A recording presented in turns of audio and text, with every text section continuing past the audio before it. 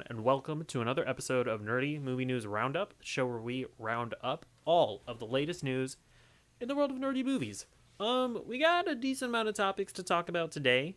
Some more contentious topics, I would say. And yeah, so I got some stuff to say about certain things, so let's just get into it. Why don't we? All right, but first up, let's talk about the trailers that released this week. First up, we got a trailer for season 2 of The Bad Batch. I didn't watch it because I haven't seen season 1 of The Bad Batch, so I don't want to be spoiled. I'm spoiled that this guy didn't die in season 1, and that's tragic, unfortunately. But yeah. Actually, so I've been doing like a Star Wars chronological rewatch, and I watched the last thing that I watched was the Clone Wars and Revenge of the Sith. So I believe that like right after that is the Bad Batch season 1. So yeah, I'm actually gonna start watching the Bad Batch pretty soon here. So I will get to this trailer hopefully before the Bad Batch season 2 releases. But yeah. We also got a trailer for Star Wars Jedi Survivor. Also didn't watch it because I haven't played Fallen Order. I'm doing a Star Wars chronological rewatch. And guess what? I'm including Fallen Order in that as well. So I'm waiting until I get to it chronologically. So I believe I have to watch The Bad Batch.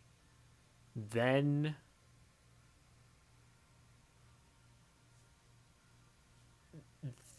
I play Fallen Order, and then I watch Solo, I think, or Solo might come first.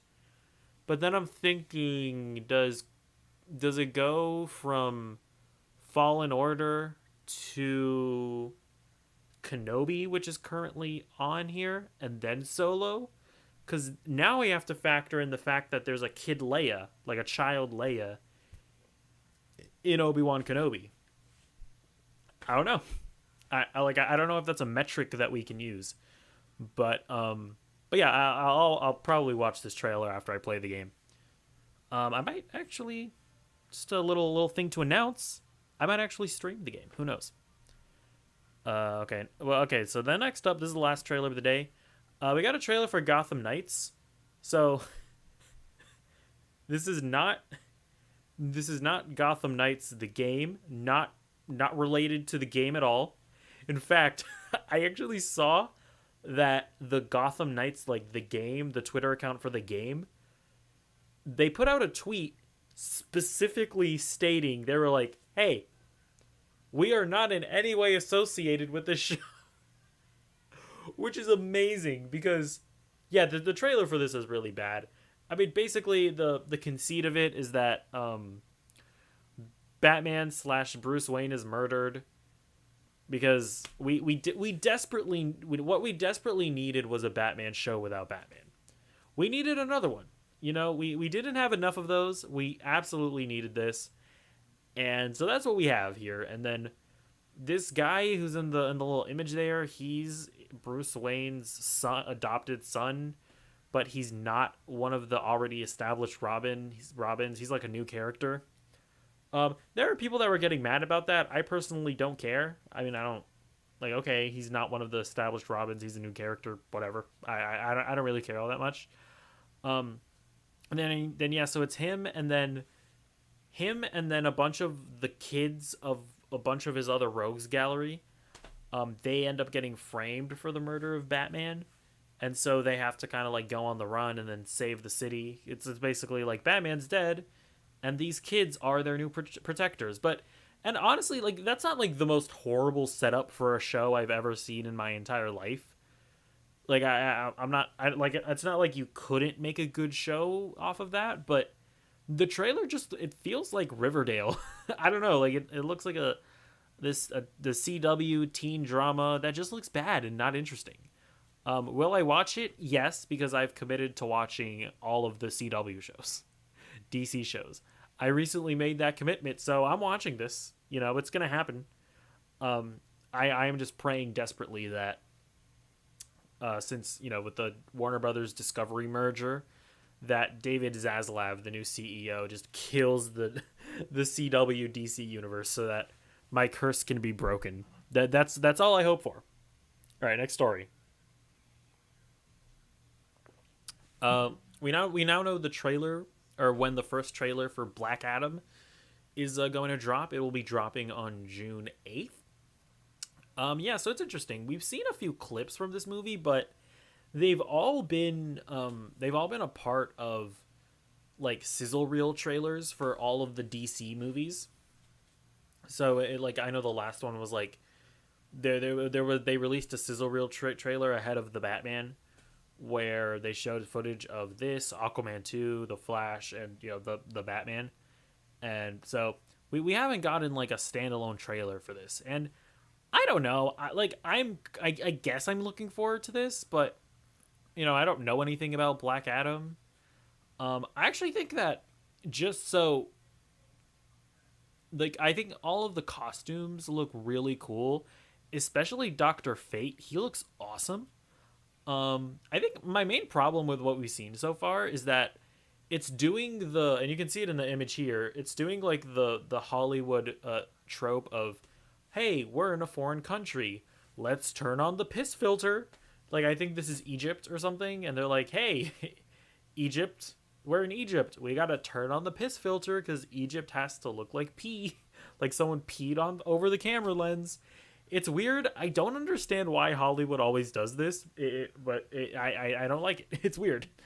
But yeah, I guess I'm looking forward to Black Adam. I don't know. All right, next up.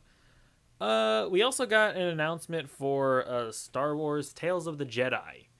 This was announced at Star Wars Celebration. It's coming from the CBR. Lucasfilm and Disney announced Star Wars Tales of the Jedi, a new animated series coming to Disney Plus.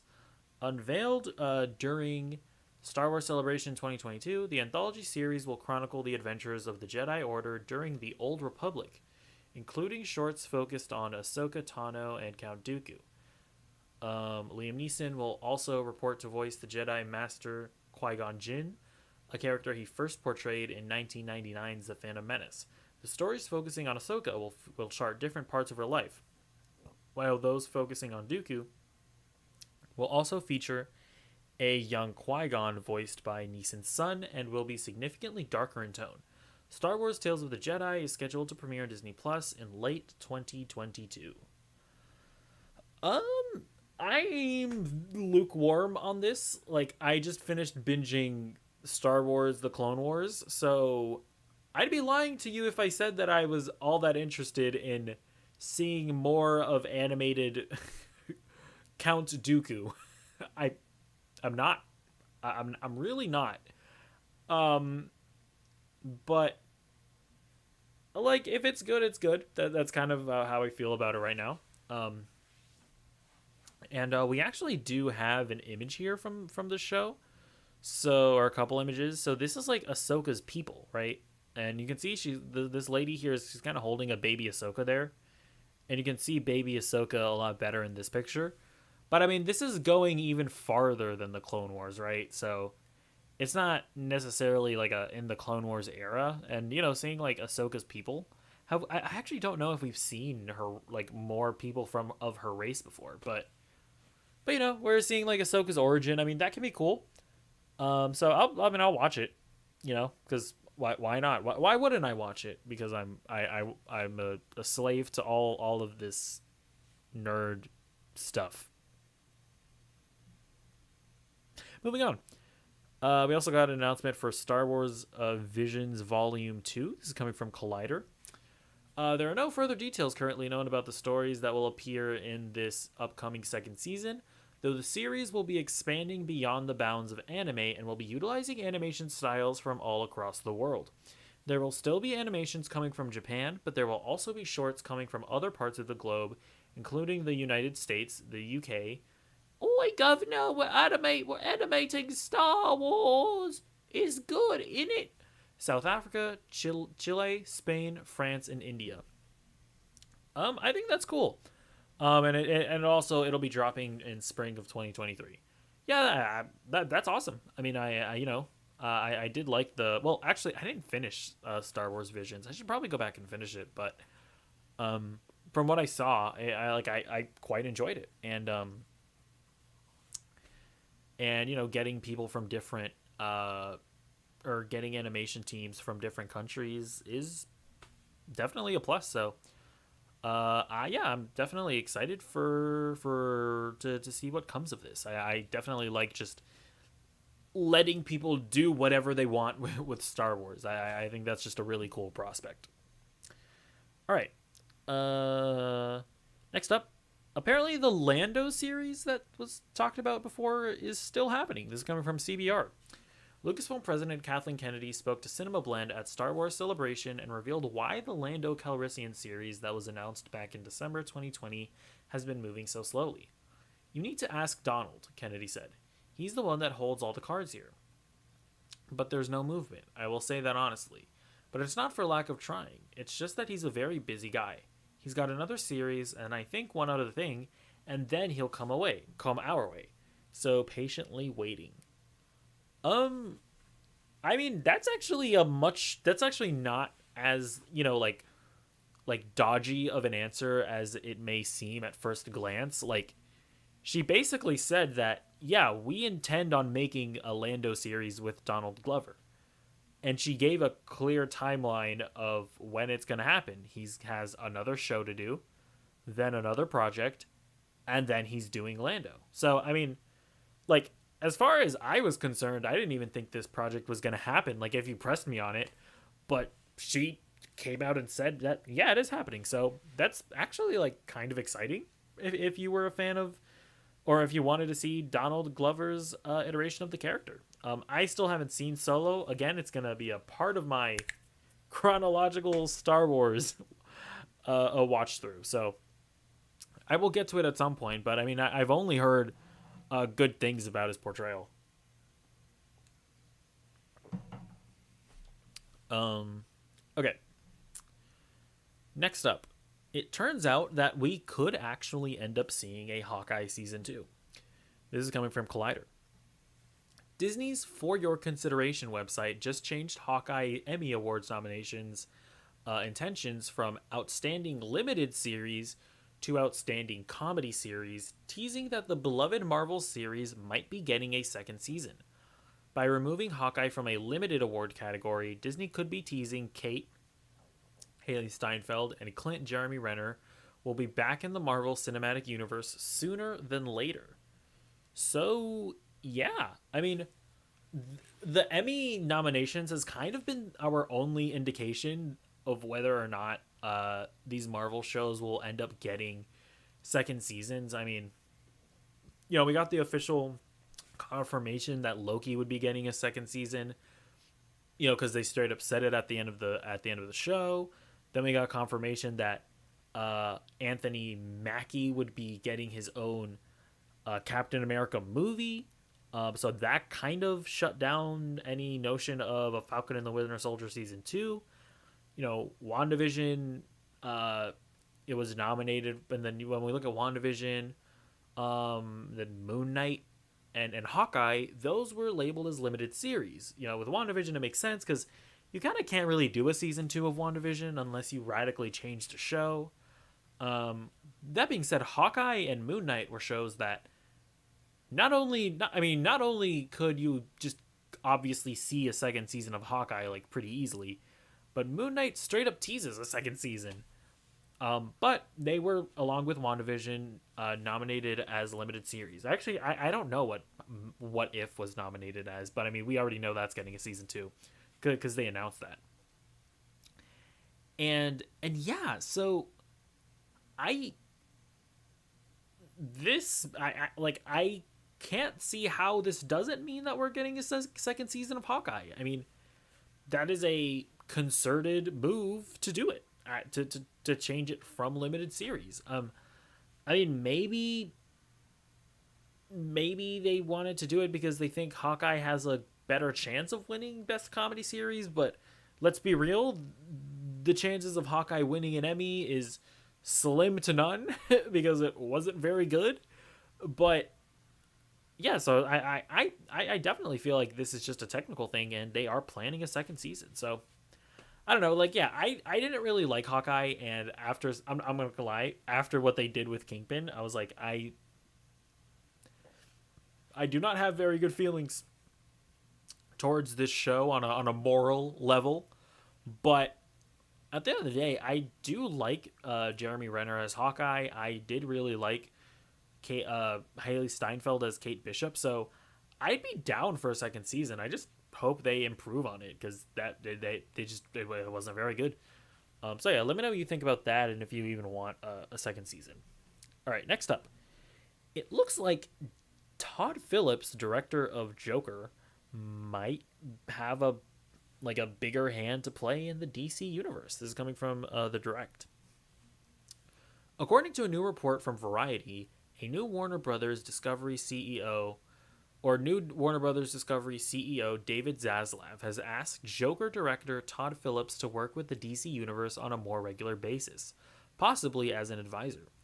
The two have reportedly developed a relationship with one another, although Phillips remains focused on his Joker franchise rather than the broader DC universe. Currently, Warner Brothers doesn't have one single voice overseeing everything from this superhero franchise the way Marvel Studios president Kevin Feige does with the MCU, although it's unclear if Phillips would play a similar role. So, yeah, this is interesting. Now, I highly doubt that what this means is him being the new Kevin Feige because while sure, Joker obviously made a lot of money and I mean I like the movie personally. I don't necessarily think it's as amazing as a lot of people make it out to be, but I definitely like it. But even with that being the case, what the Joker is, that's not really what I would assume they would want a DCEU to be. And Joker was very specifically not in the DCEU. It was expressly not in the DCEU. So I don't know that just because he had his success there that you necessarily want him to be the Kevin Feige. That being said, clearly Todd Phillips, I mean, he touched base with a lot of people, and a lot of people really loved that movie, and it drove it to $1 billion. I think they made that movie with a 60 million budget or something like that. So I can't imagine. Yeah, why wouldn't you want him to advise on maybe not the DCEU, but other projects that aren't that are like Joker and that they're not connected to the DCEU. Like obviously, why wouldn't you take advice from him? And that's honestly something that I see David Zaslav, this new CEO, doing that I'm actually like pretty impressed by. Like he just seems to be going all around Hollywood and listening to people, like just listening to successful people and taking their advice and just hearing what they have to say. So I imagine that that's probably what this is here, is that he just wants Todd Phillips around to give him advice and just have this guy who's clearly been successful just shoot out ideas. So yeah, I don't think this is a massive thing. Like I highly doubt Todd Phillips is going to end up becoming the Kevin Feige, but yeah, why wouldn't you take advice from the guy? All right, next up. Do I not have a picture here? That's weird. Okay, whatever. Marvel is still looking for a Fantastic Four director. This is coming from comicbook.com. According to a report from Deadline's Justin Kroll, the writer took to social media last night to reveal that, according to his sources, there is no clear frontrunner in the directorial hunt and likely won't be in the next few months. That is not because Marvel is not prioritizing the movie, but because executives, including Kevin Feige, want to make sure it's done right. And Feige himself is keen to take a hands-off approach to the actual production. Kroll said last night that Marvel is not even close to coming up with a shortlist yet, and that there is a wide variety of directors being considered. He also reports that Marvel is looking at some big-name directors to come on board to help revitalize Marvel's first family. Kevin doesn't want to oversee an entire shoot, and after not having to worry about that with Raimi, he is very game to say to the same outcome with this shoot, a source told Kroll. So this is very interesting. No, let me just go here. Um, so, I mean, so clearly they it seems like they don't have their director for Fantastic Four. So clearly they haven't at this point. It's far from a surefire thing that John Krasinski is going to end up directing, right?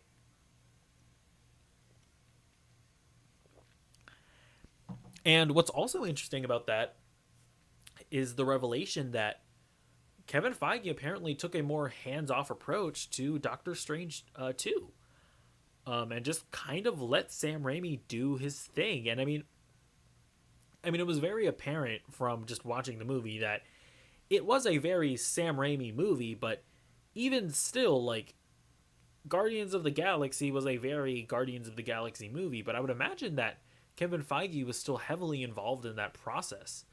And it's really not, it shouldn't come as a surprise that this is something that Kevin Feige is looking to do. I mean, when you just look at with the creation of Disney Plus and the introduction of all these MCU Disney Plus shows, there's a lot of MCU content, and I would imagine that Kevin Feige's involvement is being stretched really thin. So it honestly doesn't surprise me at all that Kevin Feige is starting to he's gonna start doing projects where he's actually not all that involved. Now, that is obviously going to be an exciting thing for a lot of people because, you know, to a lot of people, like, Marvel movies are these big studio meddled movies where, you know, directors don't have their visions being executed and whatever. And my response to that has been, especially recently, I've just kind of come to the point of, like, yeah, sure, that probably is the case, but how could it not be? Like, the MCU is essentially a TV show being put on, being released in theaters, and of course that there's going to be a showrunner, that showrunner being Kevin Feige, being the primary, vision of it. So, but yeah, I mean, we're looking at this, and Kevin Feige is looking for that not to be the case. That being said, I wonder if maybe, like, it's not that the director wouldn't be, like, having to be beholden to the MCU, because, I mean, I'm sure he still would be, but I think it might just mean that, like, in the, like, day-to-day production and, you know, maybe, like, in the editing rooms and stuff, that Kevin Feige just isn't really going to be involved as much. So I think that's interesting. I think that's cool. And the fact that they say that they're looking for big name directors, and truth be told, there really aren't that many big name directors working in the industry. I mean, like, the only directors that are, like, household names are guys like Quentin Tarantino and Steven Spielberg and Christopher Nolan. I'm like, what does he mean by big name director? Like, is John Krasinski even a big name director? Like, I mean, he's a big name, like, celebrity and actor, right? People know him as Jim from The Office, but, like, I don't even think most people know that he directed A Quiet Place. So I mean, I think that's that, like, that part of this whole thing is also just very interesting of, like, who exactly are they trying to get? I mean, I know people really want Brad Bird, for example, who, you know, he's the guy who directed The Incredibles, to come in and direct a Fantastic Four movie. And I mean, obviously that makes a lot of sense because The Incredibles in a lot of ways is a Fantastic Four movie. At least that's what people say. I haven't really read a Fantastic Four, so I always just kind of parrot that quote, even though I don't. It's not like an original thought that I've had, but yeah. Let me know. Yeah, let me know in the comments down below. Who would you like to see direct Fantastic Four? Because apparently Marvel wants somebody a big name, so we'll see. All right, next up, let's get into what is going on here? Okay, there we go. There's the image. Let's get into the topic of the show, the title of the show, the title of the video, I should say. Star Wars fans are racist. They're all racist, and it's bad. So okay, I guess let me just set up the context here. So I'll get into my thoughts in the first episode, in the first 3 episodes of Obi-Wan Kenobi, later in the video. But basically, the actress who plays Reva, the Grand Inquisitor lady, she has been getting racist DMs on her Instagram. And so she then goes on her Instagram. She makes a story, basically talking about how she's been getting, in her words, hundreds of racist DMs because people, don't like the character in the show. And then after she does that, then the Star Wars official Twitter account comes in, and they make some tweets basically saying that they stand with her, and don't be racist or whatever. And then even Ewan McGregor posted a video kind of saying that racism is cringe and you shouldn't do it. And this has turned into a whole thing. So let's just look at some images. So first up, here we have just one of the DMs from her Instagram. Honestly, I don't even want to read these these DMs out because I don't want I don't want audio of me saying this stuff. Here's the second one. You can read it if you want.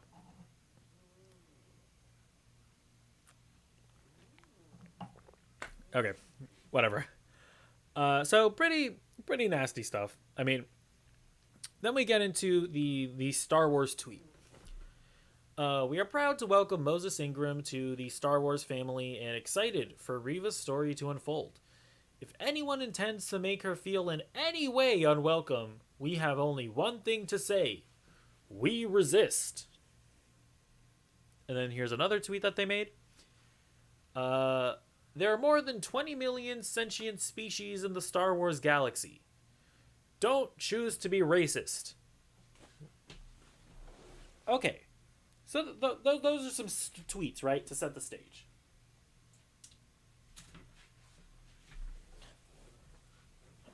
Now,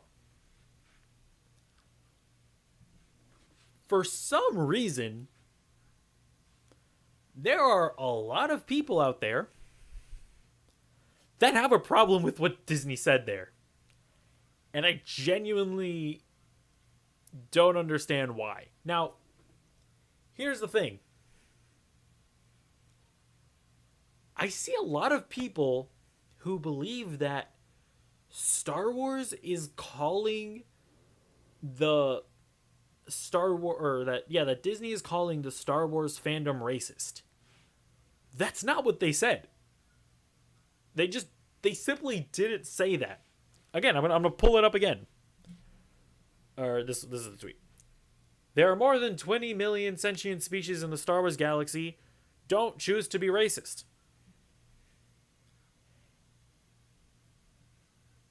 In no part of that is Disney saying that all Star Wars fans are racist. They're just saying that you shouldn't be racist. That's like, it's like when like your mom tells you not to, when your mom just tells you, hey, don't talk to strangers. She's not accusing you. She's not accusing you of talking to strangers in the moment. She's just saying that in the future, you shouldn't do it. That's all that tweet is saying. And I've seen so many people being like it's so weird. And it's like, I don't know if they just don't understand words, or how sentences work, and what words mean when they're grouped in certain ways. But I've seen so many people like the Simpsons meme when I think Homer is jumping in front of a bullet, and then people will usually use captions of I don't know, Elon Musk criticism, and then the bullet, it says it says Elon Musk, and then the bullet says valid criticism, and then above Homer, who's jumping in front of the bullet, they're weird nerds, kind of jumping in front of the bullet to protect Elon Musk. I've seen so many people, and by the way, that was a horrible explanation. I probably just should have prepared the image, but I've seen so many people jump in front of like the crossfire of Disney being like, "Hey, don't be racist," with saying stuff like, "Well, I'm not racist. I just don't like her performance." And it's just like, cool. I'm genuinely happy that you personally aren't racist. Genuinely happy that that's the case. But that's irrelevant here. that's if that's the case, then Disney wasn't talking about you. It's just like a weird way to try to like diminish, you know, what the Reva actress Moses Ingram, what she's kind of been going through, by just like feeling like they need to come in and insert the fact that, well, I'm not racist. It's just it's just weird. That's just weird to me. That like I don't, and it's like I don't know if for like weird culture war reasons people like just feel the need to do that, or like just are like trying to do that to diminish it, or if people just genuinely think that what Moses or that if people there are people that genuinely think that Disney was calling them racist for not liking her performance, because that's not what they said. And I've also seen a bunch of people being like or well, and I'll like single out like one specific YouTuber that I watched 2 minutes of her video and I was like, this is so bad faith, I can't watch it anymore. It was this YouTuber Brett Cooper or whatever. I think she's like a Daily Wire. She's like somebody that the Daily Wire is like propping up. It's a really weird YouTube channel because first of all, she looks exactly like Ben Shapiro. It's bizarre. I don't know if she's related to him. I don't know if she's like his daughter or something, but she looks exactly like Ben Shapiro. And she has like a streaming setup, you know, kind of like me, right? Where it's like, oh, I'm just in my room and I'm streaming. Oh, look at me. I'm just a random girl YouTuber. Look, I'm not being propped up by a ginormous mega corporation. It's a really, honestly, kind of ominous vibe to that channel. But I was watching the video, and she shows the tweets. Like, she straight up shows the tweets that I showed you. She reads them out. And then she tried to, like, gaslight the audience. She, like, immediately after she reads them, she's like, Star Wars is calling the entire fandom racist. And I'm just like, they literally didn't say that. That's just not a thing that they said. In fact, in another tweet, they say this. Okay, so there was like a and then this is like another thing. I don't remember what the Mopar McNear guy said, but in response to what they said, I think they might have said, oh man, I should have saved the tweet, but the guy said something to the extent of like, well, why are you like, why do you still like the fans, or something like that? And they literally in response say, because Star Wars fans are the greatest in the galaxy. A vocal few will never represent what we are. They never said that all Star Wars fans are racist. They literally say that it's a vocal minority. They say it. They said it.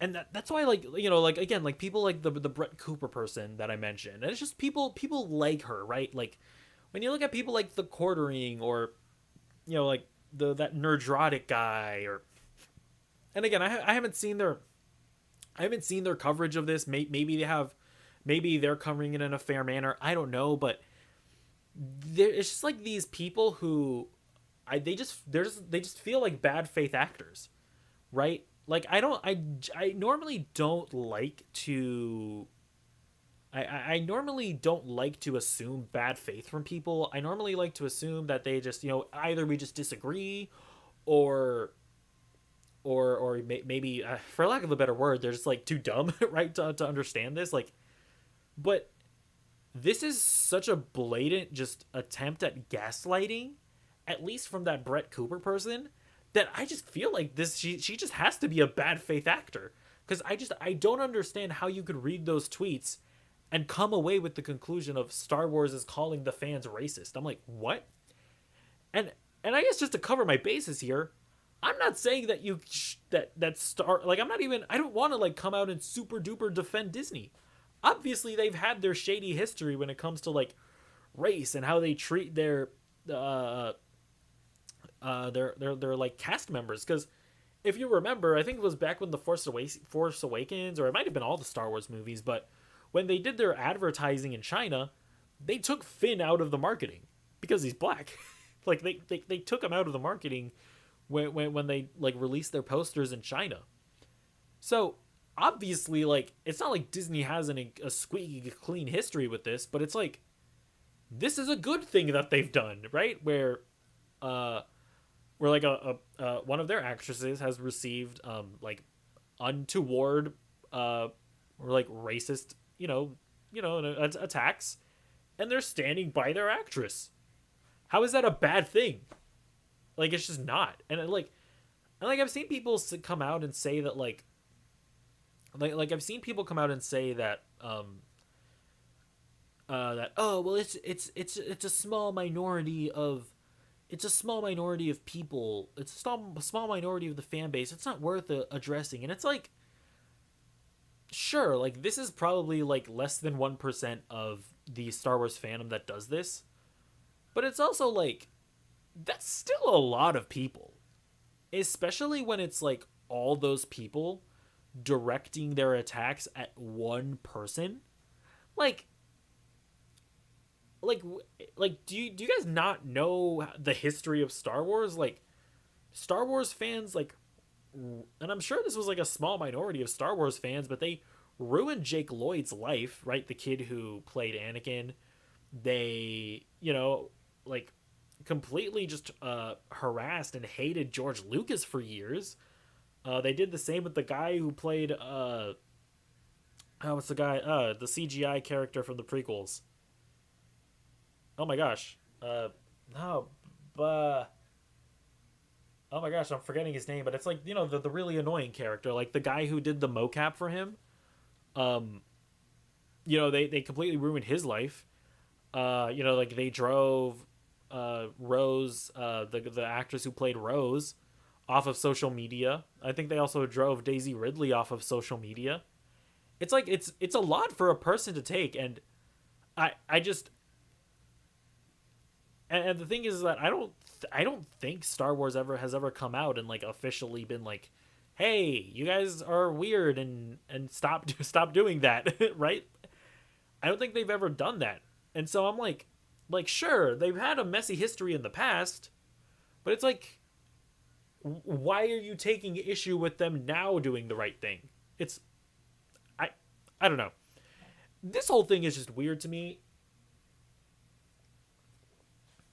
It's also a situation that, in my opinion, like, if you're misconstruing like Star Wars, the Disney's message into them saying that all Star Wars fans are racist, if that's how you're misconstruing what they said, I just can't help but think that you're just a bad faith actor, and that like you just have your own like anti SJW agenda that you're wanting to promote.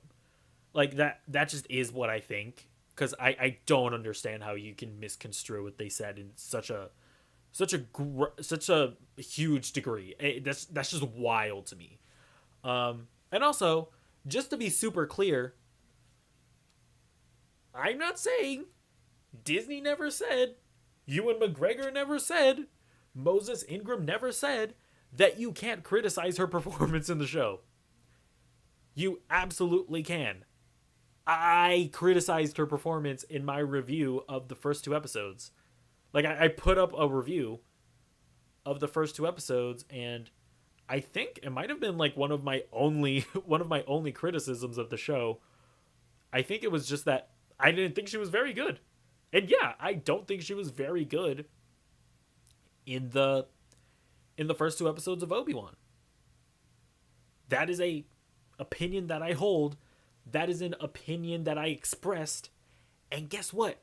When I saw that tweet from Disney, I didn't feel like they were calling me a racist. Because they weren't. They just straight up were not doing that.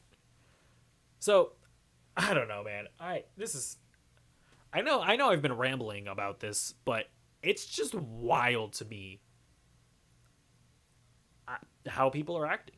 And this is just one of those situations that just makes me so skeptical of good faith from a lot of these like anti-SJW people. I like you know what I've done? Because honestly, it really has been honestly just damaging my enjoyment of a lot of these shows. Like I remember like the Book of Boba Fett. I mean, listen, is the Book of Boba Fett a good show? Like, no. But well, actually, now that I think about it, were there? Oh yeah, well, like in the Book of Boba Fett, when like the speeder bike gang came in, it's like, were those cool characters? Not really.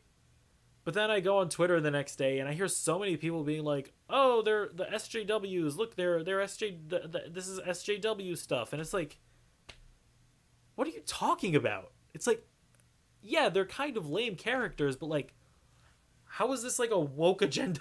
like actually, what are you saying? And then like when Moon Knight comes out, and because there is a prominent side character in a show, right, with Layla. Oh, it's the woke agenda. This is like this new term that they like to use. It's a bait and switch. They sucked you in with Moon Knight, this character that nobody's ever heard of or cares about. They've sucked you in with Moon Knight, and now they're shoving this female character in your face. You know, Moon Knight was sidestepped. When that's just objectively not true. Like, Layla wasn't even in like 25% of the show. And they're saying that Layla like usurped Moon Knight. Like these like and the thing is that if these were like genuine thoughts that these people have, then you know what? I think it's a little ridiculous. But hey, whatever. That's your opinion, right? But it's situations like this, where there's just no way that you can misconstrue what Disney said into them saying that all Star Wars fans are racist. You just can't do it. You can't do it if you're honestly analyzing what they said. And it just makes me not believe them when I see people mad that Layla saved Mark in an episode of Moon Knight. It just straight up makes me not believe what they have to say. They just don't feel like genuine people with genuine beliefs. And then what I was saying was that like when Obi-Wan comes out, when Obi-Wan was coming out, I was like, you know what? I'd already started seeing tweets of people being like, it's a bait and switch. They're sucking you in with Obi-Wan to shove this Reva character in your face 'cause she's black. And they want to shove her blackness in your face. And I was already starting to see tweets about that because I think the script had leaked or something. And I was just like, you know what? I'm just going to block the word Obi-Wan. I'm going to block terms related to Obi-Wan from my Twitter feed. Because I just don't like seeing all of this just, in my opinion, fake outrage about the show, and that just being what the discourse is all about. It ruins my enjoyment of the shows. It just does. And for like the first 2 or 3 episodes, I didn't see any of that.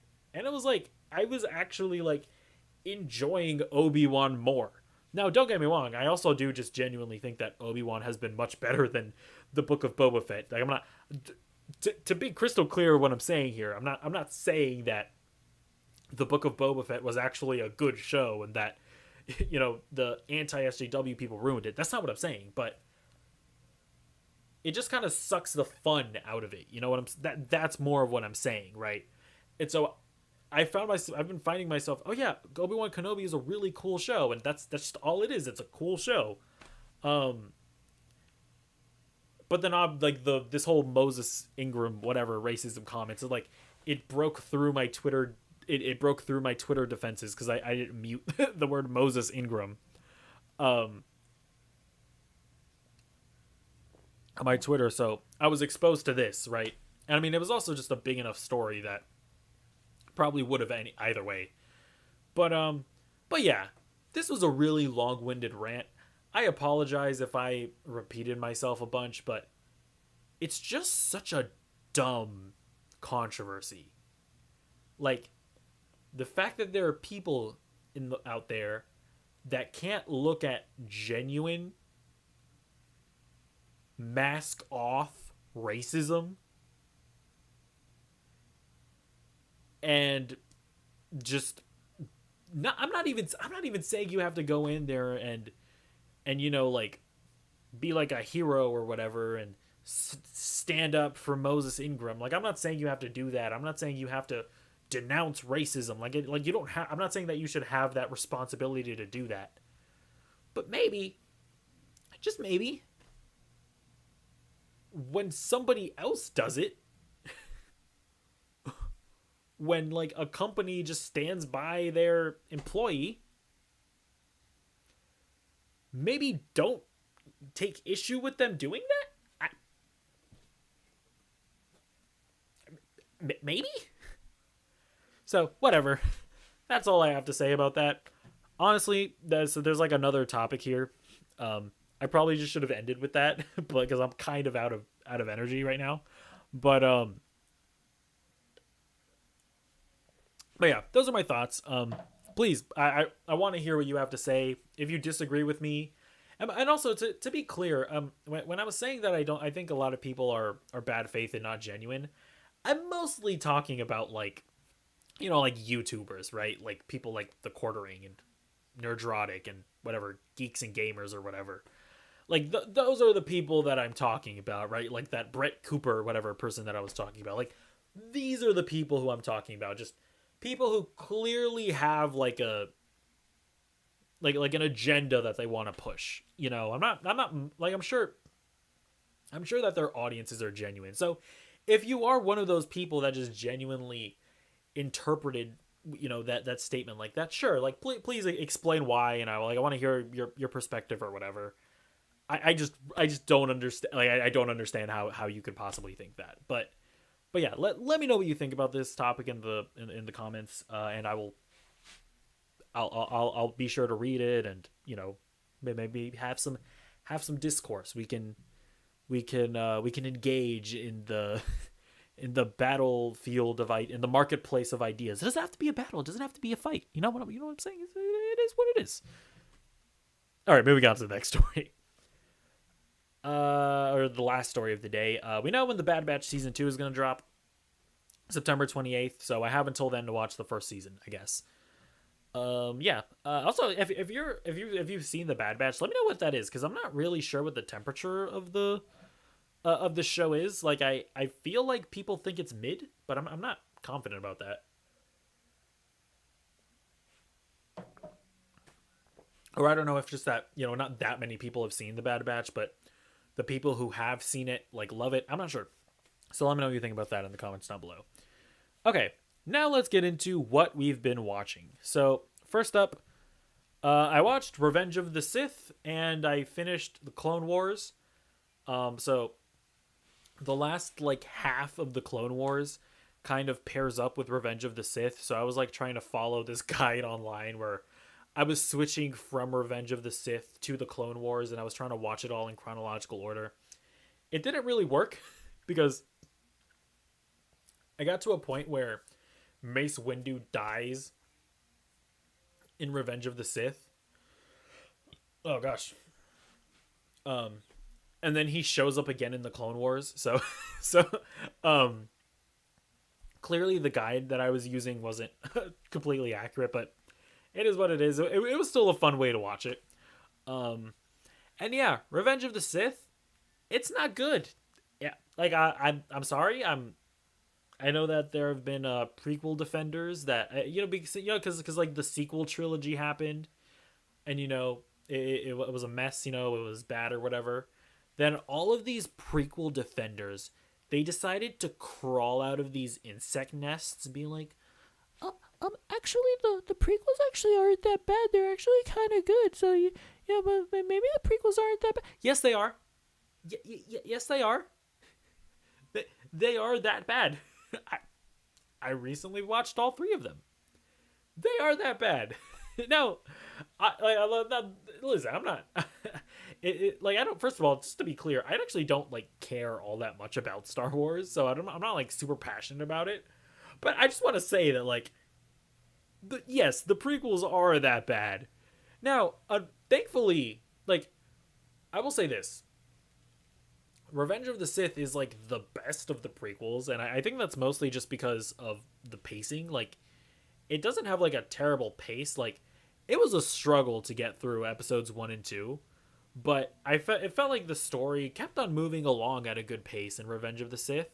It's mostly just like the dialogue and the acting that was bad. Like, Hayden Christensen, I'm sorry, you were good in Jumper.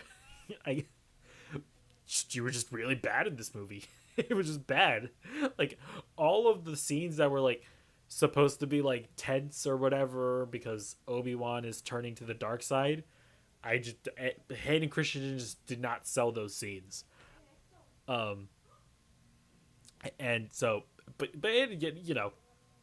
and although I will say, as I was watching this movie, I was like thinking to myself, like, man, could you imagine? Could you imagine if the prequels were good? Like, because the interesting thing about the prequels is that like the story outline of them should have been great. Like, Order 66 should have been this tragic, super dramatic moment. But it was just executed so poorly that like, I didn't really feel it. It's like, bro, Anakin Skywalker turning to the dark side? That should have been like Joel getting beat with a golf club in The Last of Us Part 2. But it wasn't. The face off between Anakin and Obi-Wan Kenobi. It wasn't dramatic. It wasn't. But I was like, could you imagine if this was a well executed thing? Like this should be awesome, but it's just not. And you know what else I'll say? So I also finished the Clone Wars. The Clone Wars, not very good. Well, here's the thing. There's just too much of it. Like, it's like 7 seasons. I'm sorry. I simply did not need to see 7 seasons of a show set in the Clone Wars. I just didn't need to see that. And it just got to the point where I was just like, I don't want to watch this anymore. But I pushed through it, and like there were certain arcs that were like pretty cool or whatever. And I think the last half of the last season is quite good. It's so interesting. Like the Clone Wars again isn't amazing or anything, but when you juxtapose it with Revenge of the Sith, I may as well have been watching Breaking Bad. Like they actually like the gravity of Order 66 actually like you feel it in the last half of the Clone Wars, like Ahsoka having to fight her fellow stormtroopers. It was like actually like sad and moving. And then I go back to then I go back to like Hayden Christensen like angrily yelling, and it's just like, oof, okay, well then there's this. So Clone Wars, not very good compared to Revenge of the Sith. Oh my gosh, 10 out of 10 show. You know what I'm saying? But yeah, let me know what you think of those two things in the comments down below. and then I mainly like rushed to finish that in order to then watch Obi-Wan Kenobi. So I've now seen episodes 1, 2, and 3, and I'm quite enjoying it. I think, again, like, my main criticism is what I mentioned earlier, where I don't think the actress who's playing Riva, I just don't think she's very good in the show. But I will say this: I do think she's better in episode 3. That being said, there wasn't much of her in episode 3, but like, I like the bit where, Vader like snaps the kid's neck, and you actually like see like an emotion on her face, and she feels like conflicted. And I'm like, oh, you've expressed an emotion that isn't just one note anger.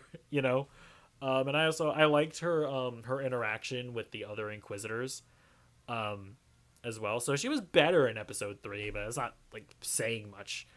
But yeah, overall though, I find the story of Obi-Wan being broken, not just physically but mentally as well, I just find that to be super compelling. And it's weird. The prequels aren't good, but like this, again, like the story outline and what actually happens in them is good enough that I'm able to take what I viewed from those movies, applying it to Kenobi, and it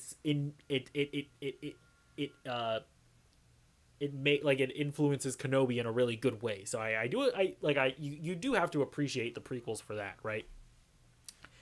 And again, like, as far as bad as the prequels were, Ewan McGregor was obviously good in them, and it's good to see him play Obi-Wan in a thing that isn't terrible. Like, it's cool. And yeah, he's great in this. I will say, I think it is a little weird that they very much like, they make a very exerted effort to be like, Obi-Wan, you're so old. You're such an old man. You old, raggedy, crotchety man. But it's like, Ewan McGregor still looks great. Like, I'm like, he doesn't really look that old. You know what I'm saying? So that is one of those weird things. But other than that, he sells, him being broken really well. And my camera just went out.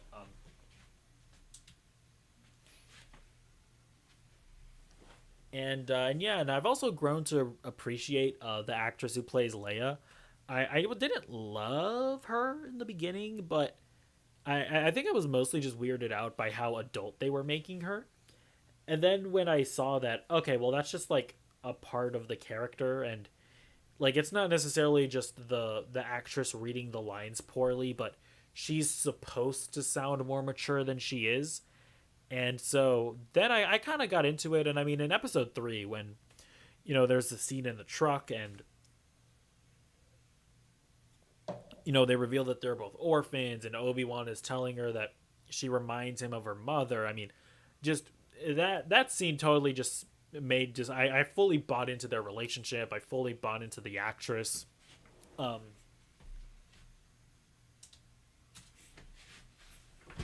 And yeah, so I'm pretty much just fully bought into that relationship. And yeah, and also, obviously, like, Vader's back, and he was great in episode 3. I mean, and like, not only was it just cool to see Vader, but you could feel the anger of Anakin Skywalker and his true lust for vengeance and revenge against Obi-Wan. And I'm like, and again, like, what are the prequels good? No.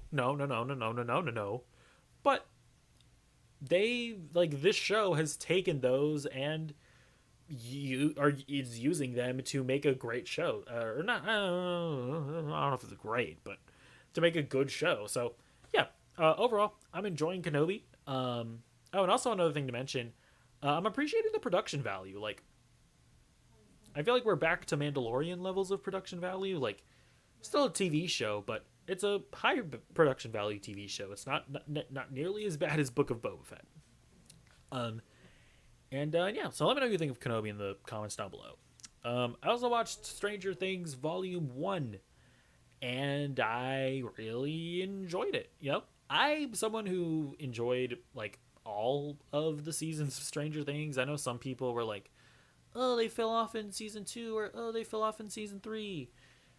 But I've enjoyed all of the show, and I continue to enjoy uh, Stranger Things 4.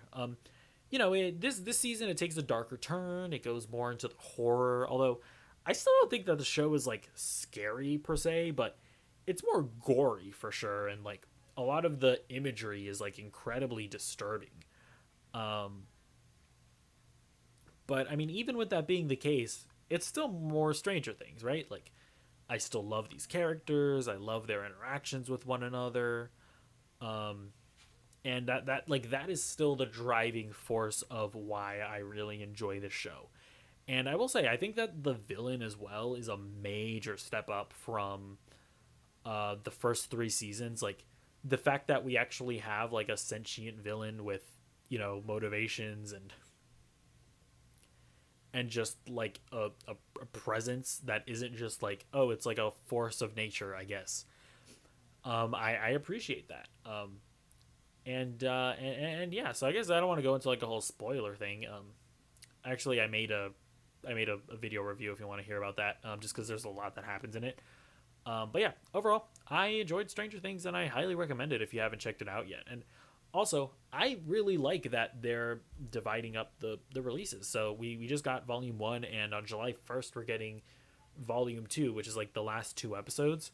And I think that's cool because I think one of the problems with just dropping an entire season at once is that it just doesn't stick with you, and I've noticed that. And I actually like watching things week to week. I like being able to watch an episode, sit on it, think about, reflect on it for a week, and then watch the second one. I like being able to talk with people, theorize about what's going on. So yeah, and they didn't go full on with that with Stranger Things, but I like that I got to watch a chunk of the show. Now I get to think about it for a month. I get to talk about it with people for a month. And then once I've done that, then I can go into the last half. And I prefer that personally. I'm over the let's drop an entire season at once and binge it. Um, and yeah, so the last thing I watched was I watched a good chunk of the first. I would say I watched probably like 75% of the first episode of The Boys season 3. Um, I have to say, I'm not loving this season so far, and it's kind of hard to say exactly why, but because the thing is that it's in a lot of ways it's more of The Boys, and like it's more of the show, and all of the hallmarks of it are there. Like you have the brutal violence, and you have the dark characters, right, with Homelander and Butcher and all that. I don't think that anybody's giving a bad performance, but it's just not quite coming together, and it just doesn't feel as impactful as it used to be. And I don't know if it's because I just watched Men. And if you know that scene in Men, maybe I'm just desensitized to the violence, but it's like when it happened, I wasn't like, oh my gosh, blah, blah, blah, blah. But it's like, I mean, there is a thing that happens like in like the first 10 or 15 minutes that is like, they're like, whoa, oh gosh, they just did that. And it's not that I didn't go, oh gosh, they just did that, but I don't know, like it didn't have that guttural punch, like like when A Train runs through Huey's girlfriend in the first episode. Like I don't know, maybe I just wasn't in the right mood when I watched it, but it just wasn't quite hitting for me. Now that being said, I still really like it. I just like it. It's still really good, and like I'm still excited to watch the rest of it. But I'm used to watching this show and going like, this is like one of the best shows on TV right now, and it's not quite reaching that level yet. That being said, there's still a lot to love about it. Like it is still good. Like I'm by no means not saying that you shouldn't check it out. I'm just saying that for some reason, and I can't quite put my finger on why, it's just not hitting me as much as the first two seasons did. But that being said, I haven't even finished the first episode. We still have 2 other episodes to go, so we'll see where I'm with it the next time I end up talking about the show. But yeah, that is the show. That is Nerdy Movie News Roundup. There were some interesting topics that we talked about today. Obviously, one that I spent probably way too long talking about. Let me know what you thought of anything and everything that I talked about on the show today in the comments down below. Please be sure to like, subscribe, and ring the bell. And I will see you next week. We're just doing it again next week on Fridays. I wish I could set a set time, but it's hard to actually commit and start the show because I have a life and things happen. You know what it is? It's just things do happen sometimes.